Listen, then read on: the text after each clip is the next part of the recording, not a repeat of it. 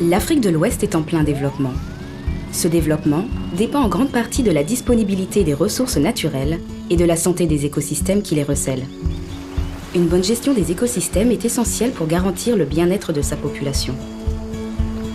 Les écosystèmes installent les conditions nécessaires à la vie sur Terre. Ils sont à la source de notre approvisionnement en oxygène, eau douce, nourriture ou molécules utiles. Ils ont la fonction de régulateur et de tampon pour empêcher l'eau de ruisseler lors des inondations. Mais ces écosystèmes sont en danger et les causes sont nombreuses. La déforestation. Avec l'un des taux les plus élevés au monde, la région perd forêts et terres boisées à un rythme élevé. L'augmentation de la population.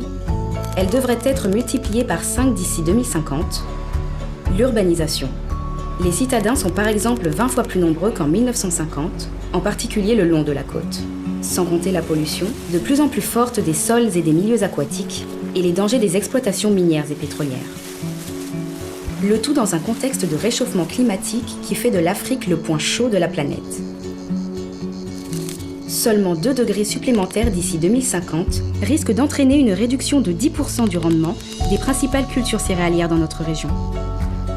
La protection des écosystèmes et la gestion durable des ressources naturelles est la condition sine qua non pour assurer le développement de l'Afrique de l'Ouest.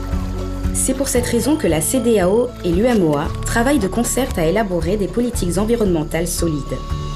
Inverser les tendances lourdes de dégradation et de réduction des ressources naturelles, des milieux et du cadre de vie.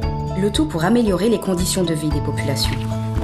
Ces politiques prévoient une stratégie de mise en œuvre claire qui comprend une gouvernance environnementale solide et coordonnée par la CEDEAO, l'UMOA et le SILS, basée sur des données fiables sur l'état de l'environnement.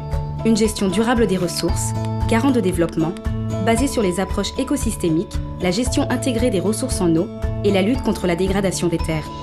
Une lutte efficace contre la pollution et les nuisances aux abords des grandes villes.